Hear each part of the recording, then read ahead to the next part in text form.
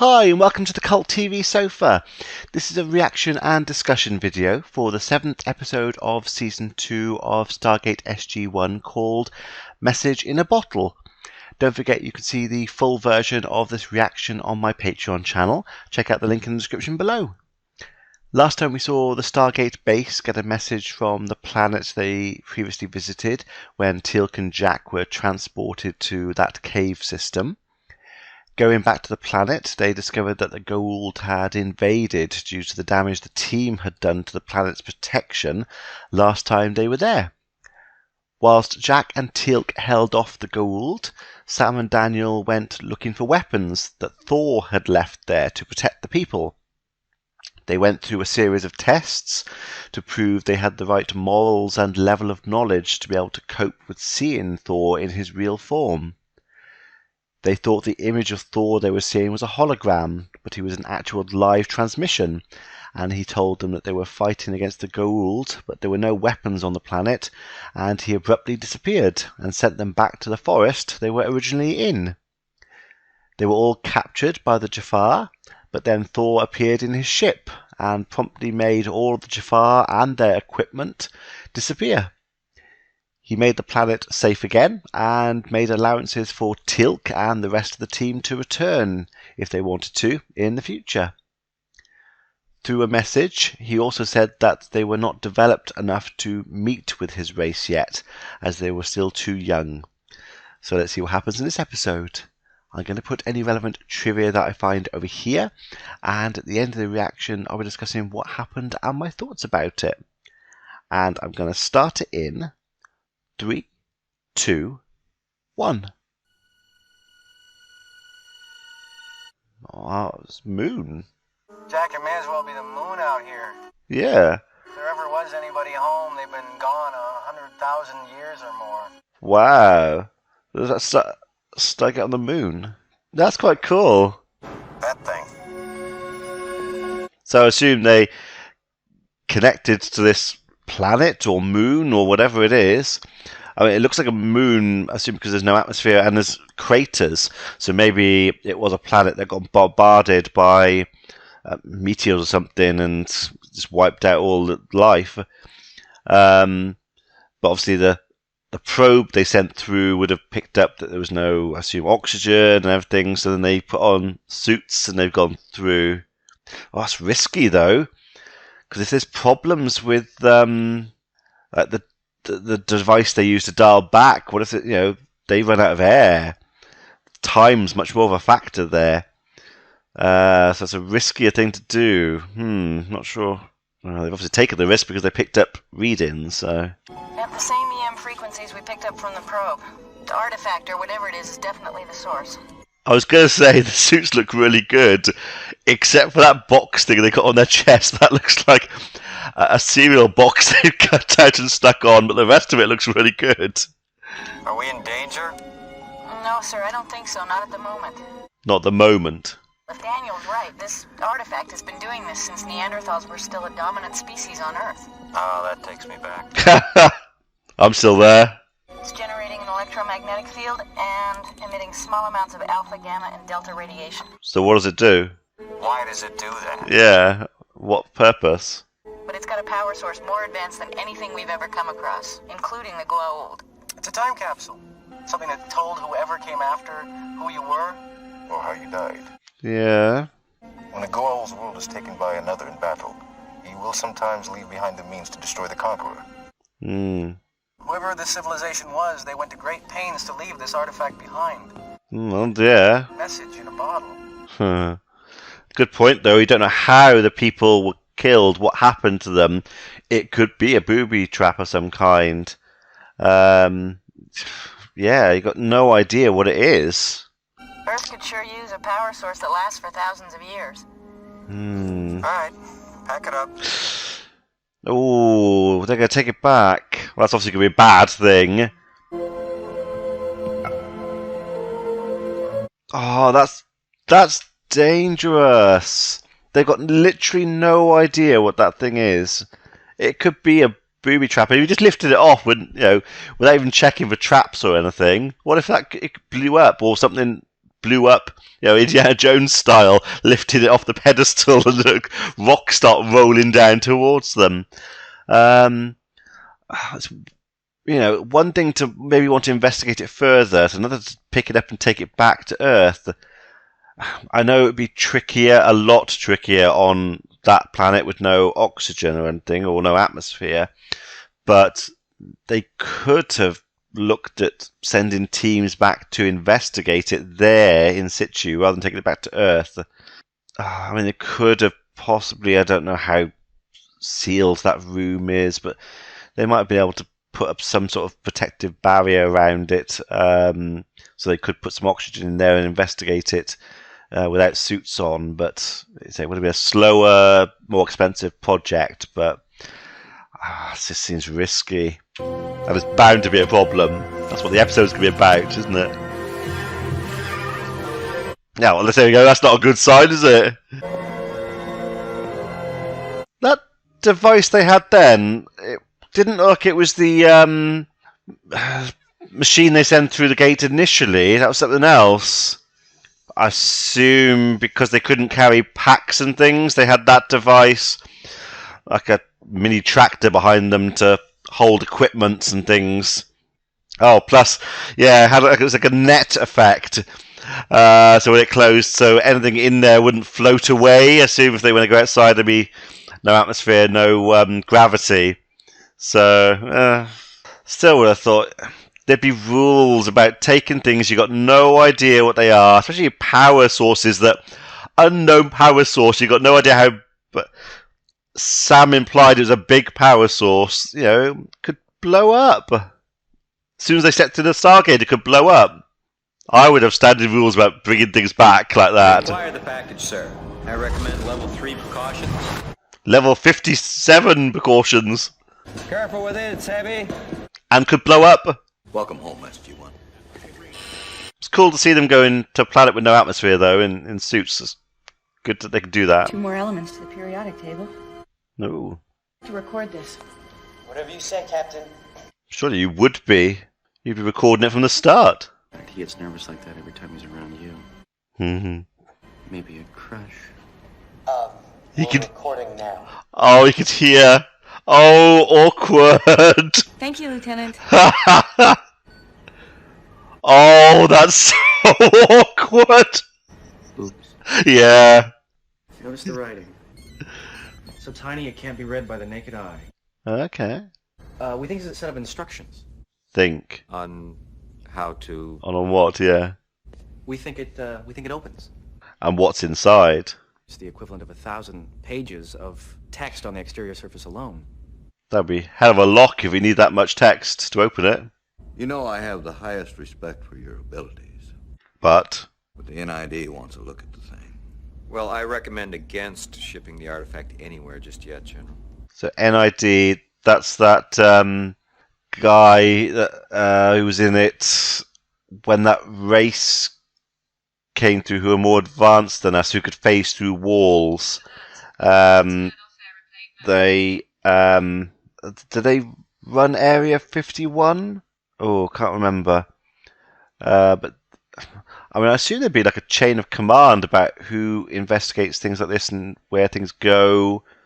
So I thought that would all been sorted out. I mean, it kind of makes sense that it wouldn't be them who do this. It would be because they're part of a team who go out through the Stargate. They bring things back. Then when they bring things back, they would then go to someone else to investigate them. So it would make sense. It would happen in that way. It is best for it to remain in close proximity to the Stargate, at least for the moment. Okay. Oh, that's interesting. So is he thinking it could be a risk? So they need it close to the Stargate so if something goes wrong, they can get it off planet quickly. That's a fair point. Again, then, I would assume, I mean, the base seems fairly big. Maybe they would have areas and teams of people there to investigate all this sort of stuff and make sure it's okay before it's then shipped off somewhere else. That would seem a logical sense, thing to do. But good that Teal'c's suggesting that. I still would have brought it there in the first place, not without knowing more about it. Which is a primordial world with absolutely no civilization whatsoever, and therefore no need to bring along an archaeologist. But you're part of the team. Oh, it can't be morning. We ship out at, 1300 hours. I want you both rested and ready to go. That's an order. Oh. Yes, sir. Jack, come on. That's interesting. She is a scientist, but she's also part of the military. So she was giving him looks as well that she didn't want to go. But as soon as he said that's an order, she's like, "Yes, sir." That's the chain of command. She does it. Whereas Daniel's like, "Oh, come on, I don't want to go. He's not military. He doesn't care about being given an order like that." But yeah, he was saying that the planet they're going to doesn't need an archaeologist, but it's a 4-person team. He's part of the team. All right, they might not need an archaeologist, but they might need a 4th person to help with something. So he should be thinking of himself as part of the team and there to help his team members, not that they just don't need his expertise. I know he's excited about looking at the new tech, but he needs to think a bit more about that. SG1 is a field unit. You know that. Can't have it both ways. Yes. When we get back, you can visit. Exactly, and that's part of the thing I was saying about having processes and about having, things going through certain processes. Interior temperature is increasing. Why? Radiation levels? Alpha particle generation. Get it off the base. Go tell them to start dialing. Go. Hurry up! Oh. Well, I think we can rule out time capsule. Well, not necessarily, but... Start dialing in P5C353 right away. Whose order? Colonel O'Neill. Do it. Oh, that's interesting. So Daniel's word wasn't enough to dial. The general asked by whose order, and as soon as he said O'Neill, he said, "All right, do it straight away." Yeah, Daniel doesn't have the authority to dial the Stargate. Kind of makes sense because he's not in the military, but he is part of a team. Interesting. That's weird. So it does make sense, but He does not wish to be removed. That's too damn bad. It reminds me of the box from Hellraiser. So they got, because it says like over 100 degrees, I think the external temperature, so they got cloth or something, they're holding on to it. Ooh. Whoa. Ooh. Sir, the Stargate. Shut it down. No, they can't get it out yet, so might as well. Oh, it's changed colour now as well. Was that his staff weapon? Goes right through his shoulder into the concrete. That's gotta hurt. Literally, it's not only going through him, it's holding him up in midair. I don't know, but it's still hot. Be careful. Oh, and it's hot. Wound is too clean. There should be blood. Would it have cauterized the wound when it went through because it's hot? Sir! Oh, that's not a good idea. I don't know what shooting it could do. It could blow up. Hill, fire when ready. Give him the order. Does it need to be that close? With respect, General, this is a mistake. Agreed. Oh, literally transferred into him. Right, well, that's doing nothing except hurting him. Sir, it just absorbed the energy. Which means this thing's probably worse now. I want a cutting torch down here. If it's made of the same non-terrestrial alloys as the shell, Won't cut through. then it is several hundred times stronger than steel. Plus, you'd have to cut through all of them to be able to get rid of it. I mean, I'll be trying to get some kind of ladder or something under him to at least let him put his legs on it so he can take a little bit of weight off. Really give a damn what Colonel Mayborn has to say on the subject. Mayborn, that's the guy who was part of that team. That other, the guys who examine the tech, maybe Area 51 guys, whoever they are. That's the guy from the previous episode. Unless I'm ordered to do otherwise, I'm not allowing anyone in or out of this facility. So they want to come and look at it, but he's not letting them. Thank you. Yeah, thank you. We've brought things back from all over the galaxy. Yeah. One of them's finally snapped us in the ass. I'm amazed it hasn't happened before. But, like I've said, I criticised a lot in the first season, and we saw they put things in place to improve and develop and stop those things from happening and to improve the way they did things. So I am assuming this will prompt changes in the way they bring things back as well, hopefully, which would make sense and be good to see. So again, I don't want to know if it happens, but hopefully I'll see it happening. That'd be good. This is Hammond.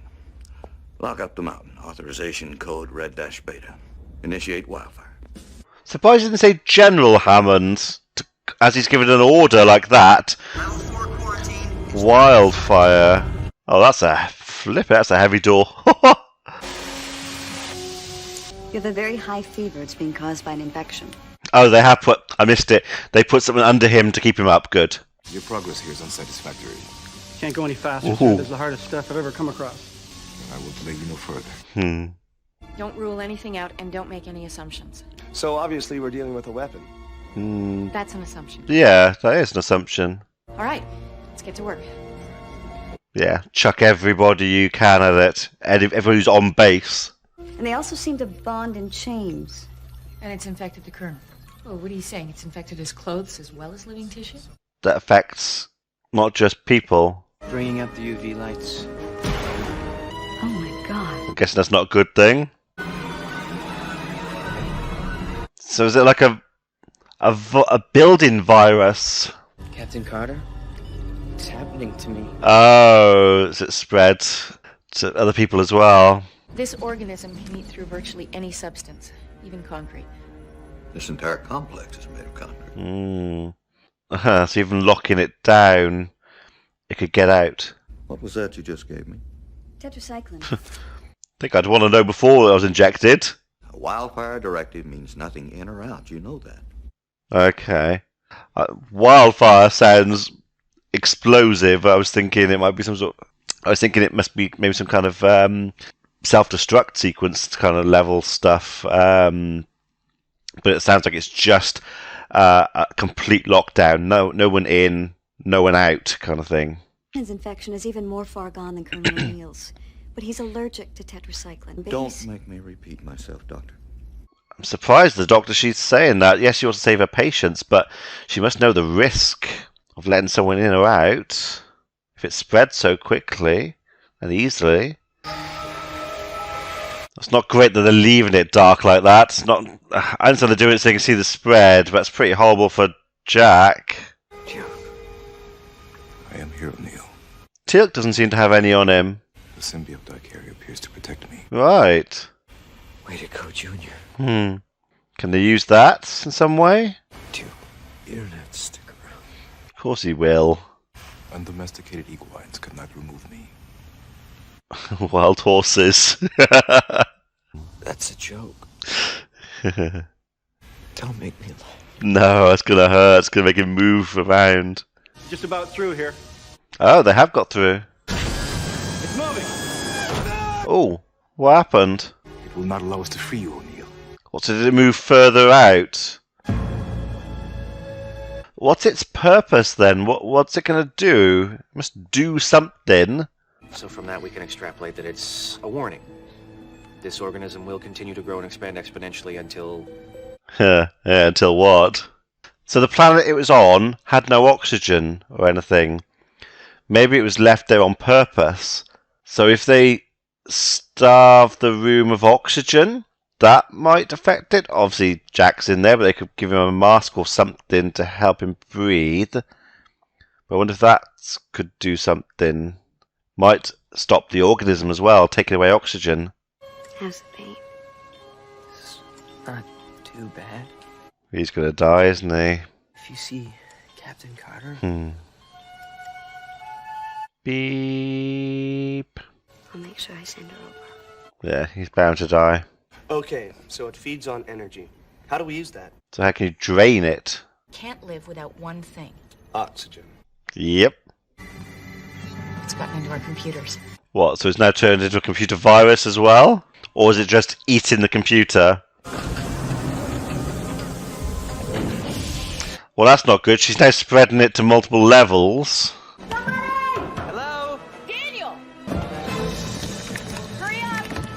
What's it, like an acid? It's dissolving it? Sam. Okay, I'll explain later. How did she recognize him so easily, but he didn't recognize her? I would have thought there's probably significantly less women on the base than there would be men. What is he doing? That seems to be working. Only because the fire is temporarily consuming the oxygen in the room. So actually boost it. Sir, I'm asking you to trust me. She's a scientist. I mean, that's why she's there. You would rely on her advice. I think you should see this. Auto self-destruct has been initiated. Ah, okay. In the event of containment failure, wildfire kicks in automatically. I was right. Yeah, wildfire. So it's a lockdown procedure, but if things progress and carry on or get worse, he can give the command to blow the place up, or if they're incapacitated or something happens that they're not prepared for, it can automatically start the countdown. 180 minutes. That's quite a long time. 3 hours for a lot can happen in that time. I would have thought it'd be a quicker countdown. Obviously, they've done it for the episodes, but yeah, you'd think it'd be something more like 5 minutes, maybe immediate. We have to deactivate the auto-destruct. No, not immediate. 5 minutes. It can feed on the energy from a staff blast. How far do you think? Oh, it would just give it a huge boost. Then in just under 3 hours, the organism will be fed enough energy to spread across the face of the Earth. So it said it takes 2 officers to disable the self-destruct. But that's not good. What if their base has been compromised and they're taken over? That's the whole point of the self-destruct, is to stop things like that. But if they've been taken over, and it's obviously a unique situation, this base, but that could happen. And they could perhaps access the memories and stop the explosion from happening. So really, they shouldn't be able to turn it off if it's activated. I don't quite know. There are just some circumstances that you wouldn't want them to be able to turn it off for the sake of the planet. But then there's circumstances like this where you would. It's tricky. I screwed up. Not just you. I also believed we should retrieve the object. Yeah, it's a standing order kind of things. It's from higher ups that's decrees come down that you do it and bring things back. Risks must be taken. Could still have examined it in its situ where it was, not bring it back. Or set up they've got a base off-world, like a backup base. Have somewhere, find an abandoned planet that does have oxygen. It looks like the general said that there were places. And set up an examination place there where they could have scientists and they can examine things and do it there, not on the Stargate base on Earth. And then if things go wrong, all right, you might lose personnel and people, but you don't compromise the base. That would make sense. Have a like a scientific station somewhere. And ideally with volunteers. You wouldn't order someone to go there and do that. You'd have people who volunteer knowing the risk, that they might not come back. I think there are a lot of people who would volunteer to do that because, the chance to examine tech like that's a huge thing. So I think that's the way I'd do it. Well, before you do, if you wouldn't mind stopping by to see Lieutenant Simmons. How's he doing? Not good. How am I doing so far? I'm just fine. He's got to die. So is it... Oh. That's answered my question. I was about to say, has it actually got into the computer systems like a computer virus as affected the operating system? Or is it getting into the hardware and it's creating that effect just because it's in the hardware, but something was appearing on screen then, which means it's getting into the software. It is a computer virus as well as a human virus or a living organism virus and object virus like concrete and things. That's a pretty powerful thing. I don't know what is that. It's part of the language. So it's this way of communicating then. Come here. So is it intelligent? Is it like an AI? Anybody, just... Anybody, come here. Same symbol each time. It's trying to communicate with us. So it is intelligent. But what does that mean? Oh, it looks like the object. Not once have we stopped to listen. How do we do that? Yeah. We let it grow. We hit it with another staff weapon blast. We let it do what it's been trying to do. Oh, that seems like a bad idea. We both know what will happen if we don't try something. That's a hell of a jump to get to that. Maybe Colonel O'Neill didn't just get in the way. We have to cut off his medication, sir. Are you out of your mind? What, so it's going to use Jack to communicate? Communicate with the organism through Jack. Yes. I think that's what it's been trying to do all along. What's it going to say? I can't even begin to think what the end is of this. Well, obviously it's going to shrink back to itself and they're going to get rid of it, but I don't know why or how. But you have a right to know. You might not survive it. Yeah, he would give his approval, so for that, you would trust them. Okay, Teal'c. They've increased the oxygen, they're going to give it energy. Ooh. Yeah, not just giving it power, it's the fact that it puts it through Jack and hurts him. No pulse. Oh, so Teal'c's going to feel responsible. He's not going to die. But did he have to die for the thing to speak through him? Ha! He's got his memories. Colonel? Yes. And no. He is here. Right. Who else are we talking to? Well, the device. We are also here. We.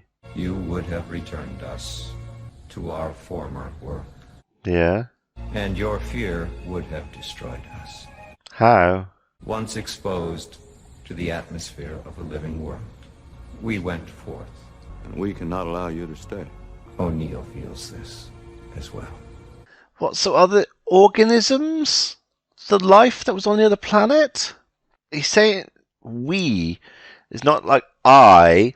It's we as in there's multiple life forms in that orb. And the way it's talking, it's like those little organisms are the life that are spreading and grow, and once they're exposed to oxygen, that's how they come back? I'm a bit confused. This place is about to be destroyed by an explosion. Such energy only serves. To help. Yeah, he's okay. We will multiply. Well, the orb's okay. And consume your world. Oh, that's not a good thing to hear. We could stop that from happening. It's not going to want that to happen. O'Neill desires this as well. So does it trust O'Neill? If it can read him and all his memories, you'd hope it would. But of us. Put it on a different planet? P4G881.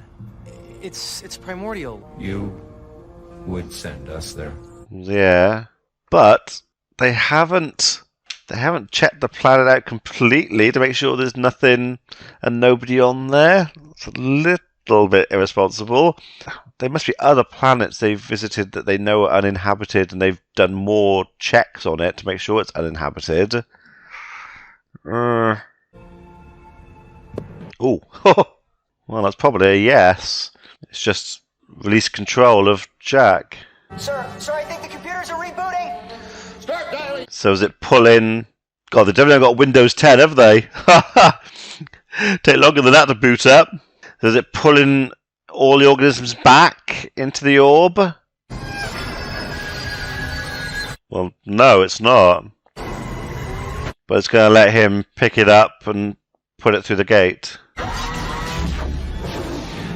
And I'm assuming they won't deactivate the self-destruct until it's gone, just for safety. Although, they've said that letting it go off makes it worse. Oh, that's going to hurt. 2, 1. It's a good job he's a quick typer. A couple of seconds left, he's like, that one, that one, oh no, wrong one, delete, delete, delete. It's just there like that. He's going to have a concussion from the fall as well as the injury to his shoulder, and probably physical trauma from being held up. It was good to see you alive and well. Oh, has it sealed him? Has it sealed it up? Alright. It was an okay episode. But it looked like at the end there was still a lot of the organism around.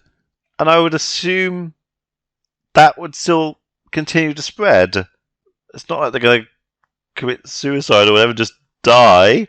It's going to carry on. I don't quite understand that. The way Jack was acting then, he kind of went like that. I'm assuming the wound, the hole is healed. Did it heal up after it retracted the that spike, whatever it was? Did it heal it up behind it as well? That otherwise he'd just have a big gaping wound there that would be bleeding everywhere. But so the way he was acting, it looked like it healed up. But he still has, say, the infection on him.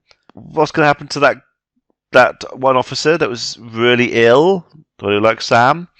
I mean, it again implies that infection or whatever was now going to suddenly stop.